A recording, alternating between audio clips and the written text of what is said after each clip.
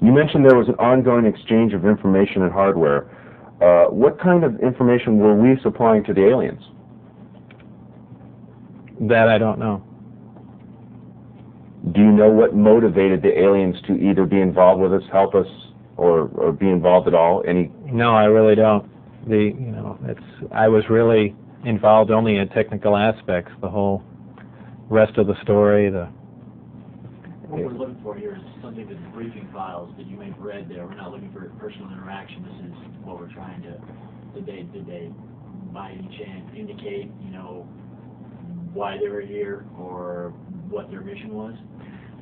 The reason I hesitate on that is because I'm really biased on the fact that I got to work on the craft, I got to touch it, I got to be involved with it and work with the technology, so I know that stuff is true and actual. And considering how psychotic the government is, who knows if the stuff I was reading was real, and I don't know if any of that stuff in the briefings is real, but why not? Because I read about the craft and everything, and I worked on it and it was true, but I can only surmise, but I can't say that stuff is like that.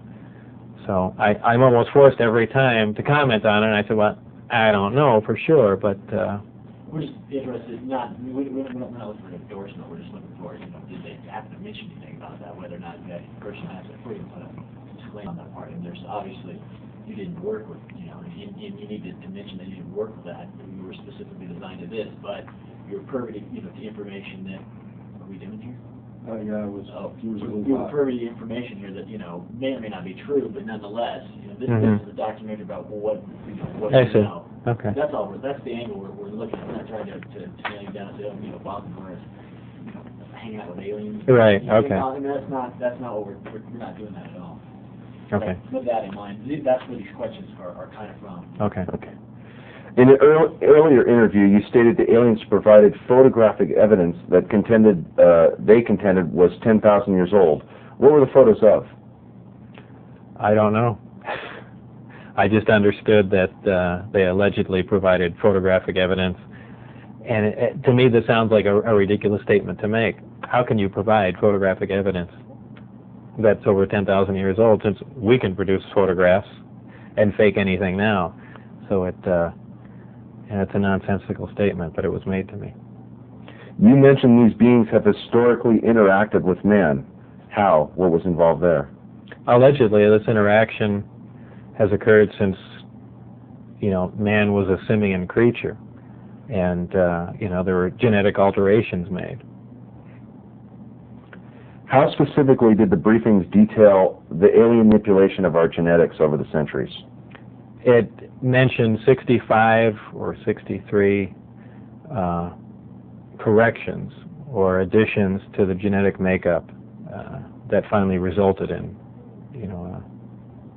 a human creature. In an earlier interview, you mentioned that you saw what might be an alien. Was it an alien? What did you see? Can you describe that for us? What I had said and all that occurred was I was walking by a door that had a small 9x9 window in it, little wires running through it, and glanced in there, and there were two either technicians, scientists, or whoever they were, looking down at something. And what that something was caught my eye, and I never really did see what it was. A lot of people have asserted, well, there was an alien, there are aliens working around there, and so on and so forth. I mean, I don't think that was the case. But who knows? I was, you're seeing all these fantastic things, and your mind gets going, and, you catch something out of the corner of your eye. Who knows what your mind's going to come up with? So I certainly wouldn't stand on that as fact by any means. Please briefly describe Project Sidekick and Looking Glass. Project Sidekick was another project going on with Galileo. Galileo was the project that I was involved in. Sidekick dealt with any of the weapon potential of the craft, whether or not the craft had a weapon in it or could it be used as a weapon, but it had something to do with some sort of particle beam configuration where the gravity generator can be used as a lens to focus a weapon of some sort, similar to the SDI device we were working on in the 80s, but with the potential of a focusing device using the gravity generator. And Project Looking Glass? Project Looking Glass dealt with the distortion, the fact that there's a time distortion, essentially looking back in time, and by that I do not mean looking back years ago to see the wagon train days. They're looking for distortions that are milliseconds in time, and what that was used for, I don't know, but that was just observing the time, the time distortion, time dilation phenomena of the craft in operation.